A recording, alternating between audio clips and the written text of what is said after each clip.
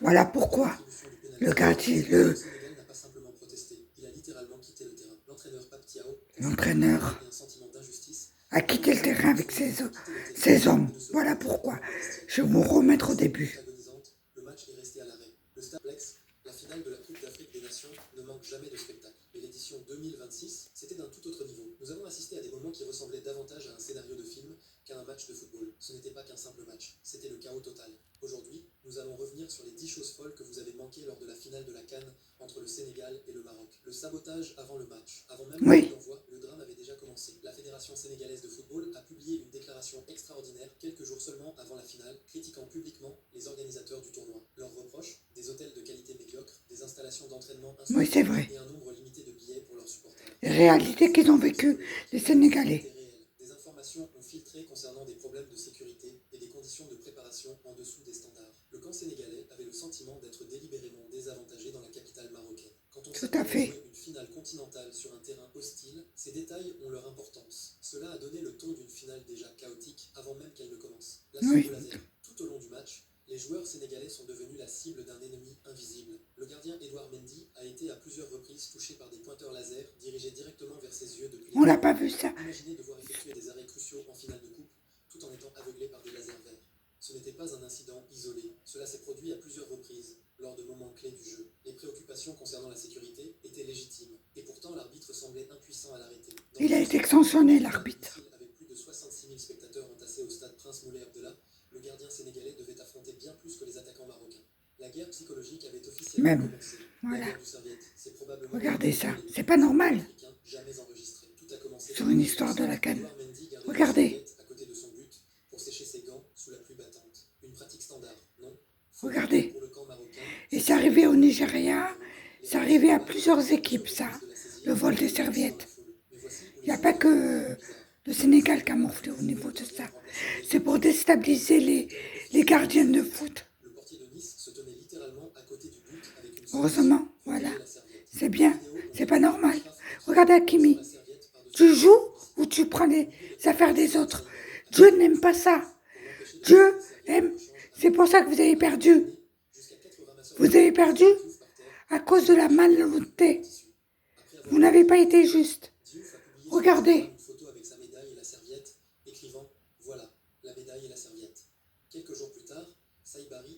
Voilà. C'est bien ce qu'il a fait. La honte. Regardez. Par contre, ça, non.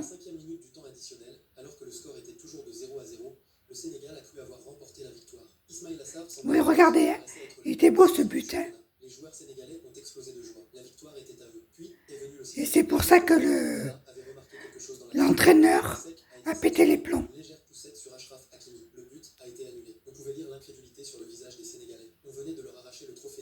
Eh oui. Regardez.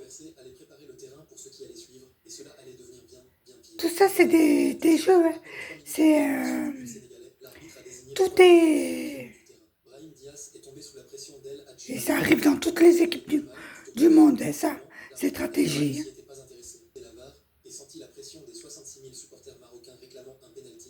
Il a désigné le point de pénalty. C'était le point de rupture. L'entraîneur Pape Thiaw était déjà furieux après la voilà. Du but. T'as bien fait, Pape Thiaw. Le penalty léger avait été accordé contre eux dans les dernières secondes du match. La foule marocaine a explosé de joie, sentant la victoire proche. Ouais. Pour le Sénégal, mais Dieu n'a pas voulu vous donner le but. Parce qu'il faut être honnête. Partout. La démarche collective, c'est le moment qui a presque fait exploser Internet. Après l'attribution du pénalty controversé, le Sénégal n'a pas simplement protesté. Il a littéralement quitté le terrain. L'entraîneur Pape Thiaw, consumé par la rage et un sentiment d'injustice... Il a eu raison, c'est un homme. Honnêtement, c'est un homme. Même s'ils ont été sanctionnés par la suite, il a été sanctionné. Et là, il y a eu quand même 2 supporters qui sont décédés. Un supporter sénégalais et un supporter marocain. Tout ça pour du jeu. Un jeu, c'est du foot. Un jeu avec 2 équipes sur le terrain. Regardez Fantino avec le frère du roi marocain, Manigance. Il a été lui aussi.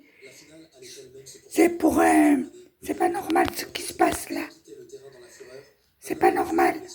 Sadio Mané. Les caméras ont capté l'attaquant restant sur la ligne de touche, puis courant après ses coéquipiers. Il les a attrapés, suppliés. Bravo monsieur. Respect. Lamine Camara a ensuite révélé. Nous savions qu'aujourd'hui, il était important de gagner ce trophée. Grâce à Sadio, nous avons vu ce qu'il a fait aujourd'hui. C'est juste incroyable. Pendant ces minutes cruciales, Mané est devenu moins un footballeur et plus un diplomate. Il leur a rappelé pourquoi ils étaient. Bravo. Il leur a dit qu'ils pouvaient encore. Respect. Sans l'intervention de Mané, nous n'aurions peut-être jamais vu la suite de ce match. C'est un leadership qu'on ne peut pas enseigner. C'est la marque d'un vrai capitaine, même sans porter le brassard. Bravo. Thiaw a admis plus tard, avec le recul, je regrette vraiment d'avoir dit à mes joueurs de quitter le terrain. Je m'excuse pour cela. Je présente mes excuses. Oui, mais Les jeux psychologiques de Mendy et le désastre du Panenka. Lorsque le Sénégal on vous a touché dans votre honneur. Edouard Mendy a décidé d'élever la guerre psychologique à un autre niveau. Et lui, Diaz, là, griffé le point de pénalty avec ses crampons. voilà. Il a passé Lui qui a pleuré pour avoir le pénalty, du coup, il a propre raté. Parce que Dieu ne lui a pas donné la force d'aller jusqu'au bout. On en était à la 24e minute du temps additionnel. Diaz, qui Regardez. a 5 buts dans le tournoi, et Direct. débuteur, s'avançait Le Panenka, il est mort. Le retard avait été extraordinaire. Ce qui s'est passé ensuite enterra à jamais les supporters marocains. Bravo. Il a tenté un Panenka, un petit lobe audacieux au centre. Mais il était faible, bas et pathétique. Mendy est resté immobile. Vous avez vu Sandé Mané? C'était l'un des pires. Il a fait le geste du Soudan. Tombé dans un silence assourdissant. Regardez. Le Maroc venait de laisser passer son moment de gloire pour mettre fin à une disette de 50 ans de trophées sur son sol. Regardez. De rédemption de Pape Gueye. S'il y avait un homme du destin dans ce match, c'était Pape Gueye. Sa soirée a été une véritable montagne russe de 2 buts il a marqué, dont un qui a été validé. qui aurait dû donner l'avantage aux Félicitations. Mais Yacine Bounou, Et on parle pas beaucoup de lui, c'est dommage. ajustant en plein vol pour détourner le ballon, Alors que c'est lui qui a donné il a été impliqué dans le la but coupe annulé à la 5e minute du à temps son équipe. additionnel. La plupart des joueurs auraient abandonné mentalement après un tel coup dur, mais Gueye a continué à y croire. Puis, à la 94e minute, seulement 4 minutes après le début des prolongations, il se retrouve de nouveau dans la surface. Il frappe une lourde frappe du pied gauche dans le coin supérieur droit. Cette fois, pas d'arrêt, pas de but annulé, pas de contre. Regardez comment il était magnifique ce but. Le soulagement et la joie sur son visage. Bravo. Après s'être vu retirer une première participation à un but par l'arbitre, sa deuxième tentative a enfin été. Regardez Cela prouve que les images de joie. finit toujours par payer. Parce que Dieu leur a accordé la valeur du terrain. La malédiction des 50 ans continue. L'histoire jouait cruellement contre le Maroc. Cela faisait Regardez. exactement 50 ans qu'ils n'avaient pas goûté à la gloire de la CAN. Et chaque année, quelque chose tourne catastrophiquement mal. Cette finale semblait être celle du destin. Parce que Dieu n'aime pas les tricheurs. Une équipe de classe mondiale comprenant des stars comme Achraf Hakimi, Brahim Diaz et Yacine Bounou. Ils avaient atteint. Vous aurez été honnête, peut-être que vous aurez remporté. C'était censé être leur rédemption. Dieu n'aime pas les tricheurs et les voleurs. Sur une défaite, la réalité écrasa 66 000 Voilà. C'est malheureux, franchement c'est malheureux. Pour les Marocains, pour les joueurs. Peu importe le talent de l'équipe. J'en veux aucun. C'est malheureux ce qui s'est passé pendant ce jour-là, voilà, au match. Oui, c'est dommage. Bah, ça reste des joueurs. C'est la direction qui a provoqué ce séisme. Le chaos ne s'est pas arrêté au coup de sifflet final. La Fédération royale marocaine de football a annoncé qu'elle déposerait des plaintes formelles auprès de la FIFA et de la CAF. Donc les équipes du Sénégal ont eu des sanctions aussi. Comme l'équipe algérienne aussi a eu des sanctions. Regardez ça, regardez ça. Regardez ça, même pas un sourire, rien. Regardez un Fanti avec Diaz, regardez. Alors qu'il aurait dû faire ça à Sadio Mané et au gardien, celui qui a marqué le but. Et j'en assume l'entière responsabilité.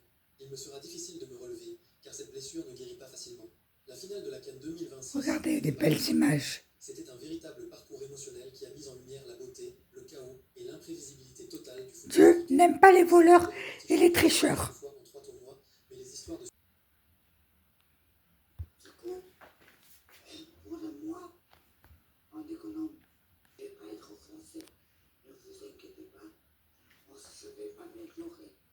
C'est pour me permettre de m'améliorer.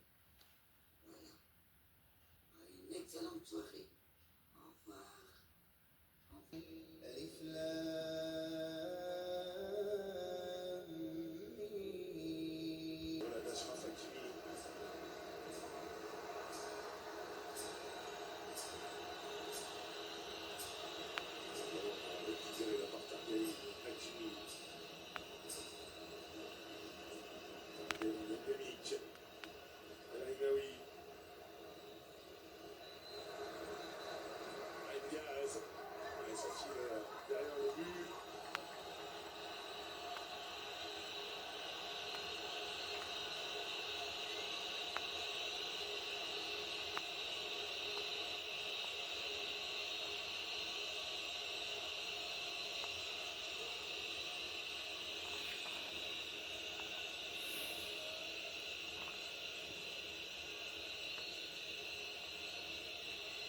Diaz qui réclame d'avoir été.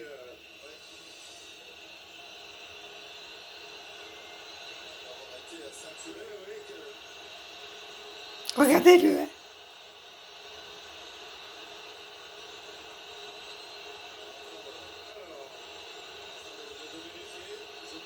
Je vous remets quelques minutes hein, de ce qui s'est passé